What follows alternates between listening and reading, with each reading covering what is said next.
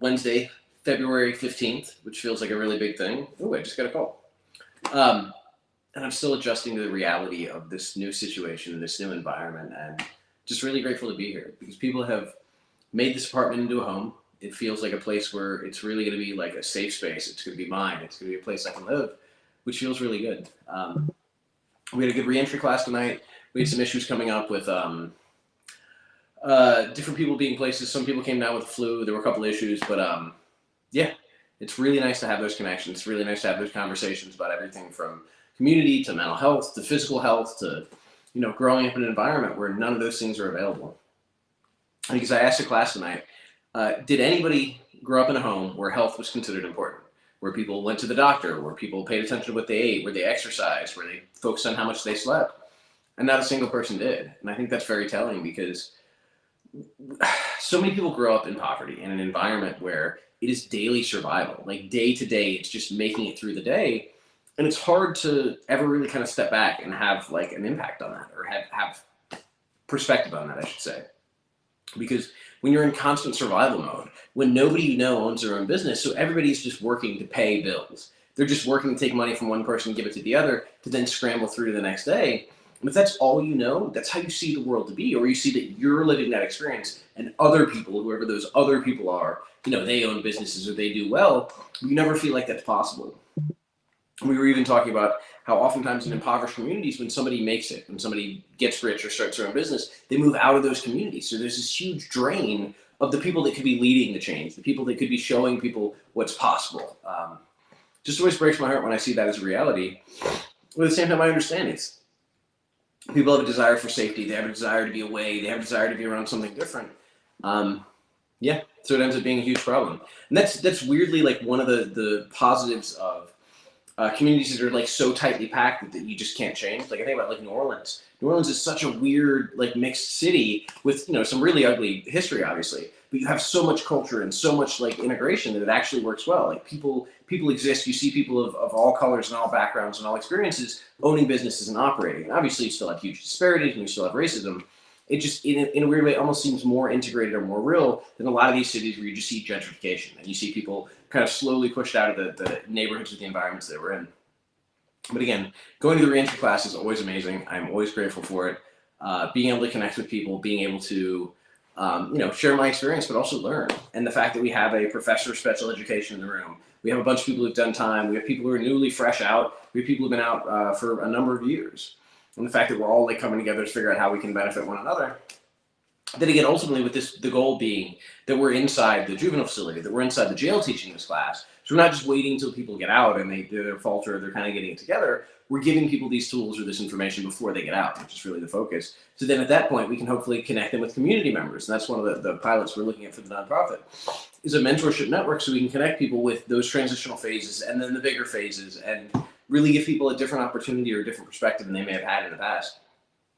Because it's such a different thing to come from somewhere you've never seen a different world versus, versus seeing a really wide world, seeing a world that's, as full of possibility as possible. It makes me think of Josh, who's on the board for the nonprofit, who's really kind of an inspiration. Basically spent his entire teenage years and then a little bit after that in the juvenile system. So he was locked up and he didn't know what the possibilities were. He didn't see what was out there. But eventually, he got out and he got a job and he was working at a hardware store and he was like, okay, cool, I've made it. And then finally some other people said, look, you're really bright. Like you could do more than this. This isn't all you have to do. This is what you want to do, great, but like you could do great things. So we went home and he Googled what job pays the most, and it was venture capitalist. And he was like, all right, what do I need to be a venture capitalist? And he said, you need a finance degree. So he signed up, he started going to school. Community colleges are usually very accessible. The one in our area actually has free programming right now. Like if you want to go to college, you can go to your first 2 years of college for free. They have all this money from the COVID grants. And so he spent 2 years there, he transferred into UVA, he got a finance degree. Within 4 years of making that decision, he was making $250,000 a year. Now, ultimately, that was a job that he hated, and he was like, man, I can't do this, or it's going to like give me a heart attack. But he found that possibility. He went from a position where he felt like that was the end-all, be-all, that was what he was going to do for the rest of his life, to realizing just how much bigger and broader the world is. And I think a lot of people never have that moment or that opportunity. It's not that everybody can or will be, a finance person or venture capitalist or doing something else, but it's just the fact that, we're often limited by our lack of perspective or by our own doubts and limitations on ourselves. really trying to work on that and focus on seeing more of the world. And that's really my goal this year. I said this year I was going to do as much travel as possible, and I was going to say yes to everything. So if there's an opportunity to go out, like with the violence interruption unit the other night, go out and essentially do like community patrol work, where people who are not law enforcement go out in lieu of law enforcement because community members don't trust law enforcement. And they go out and they address problems and they try to diffuse situations and de-escalate. And they're in their communities. They're in there, like literally putting their lives on the line, trying to make a difference, trying to make their communities better. So if I have any opportunity to go be a part of that, hey, I want to go participate. I want to go witness. I want to go see what's going on. If I can go speak somewhere, if I can go, have whatever experience, I want to do that.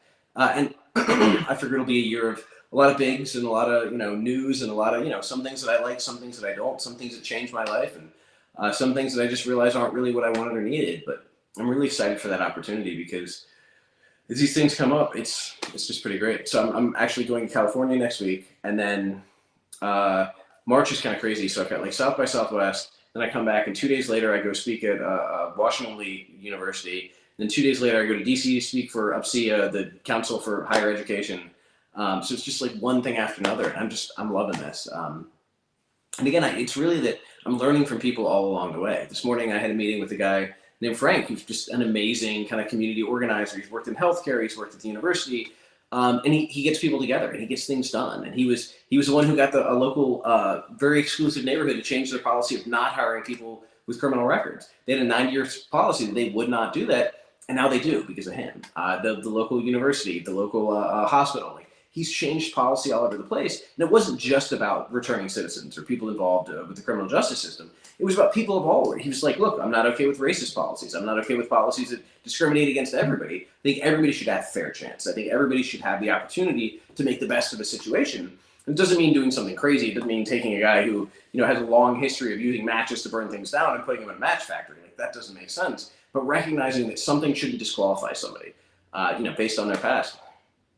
So really inspiring to talk to guys like him. Really inspiring to see the guy that I saw yesterday from Home to Hope, a local re-entry through the city, which is, it's limited. They wanted to have a house, they wanted to do all these things, but what they do is they have peer navigators.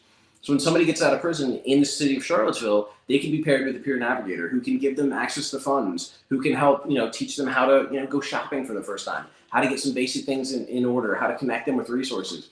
Because so often that's the hard part. Like the first time I went into a grocery store, the first time I went into a CVS, or the first time I went into Costco, I lost my mind. It's hard to describe how difficult it is to come back from that. And it's not just prison. I've talked to people coming away from third world countries, people who've been in the Peace Corps, people who've worked in different areas, that they come back and they're just like, yo, this is not normal. I don't know what to do about this. I don't know how to process this. And having somebody to help ease us in, but especially somebody with lived experience who's done that, who's gone through that ends up making all the difference in the world. So anyways, I'm just trying out the streaming thing, and I want to say hi to everybody. So I hope you have a wonderful night.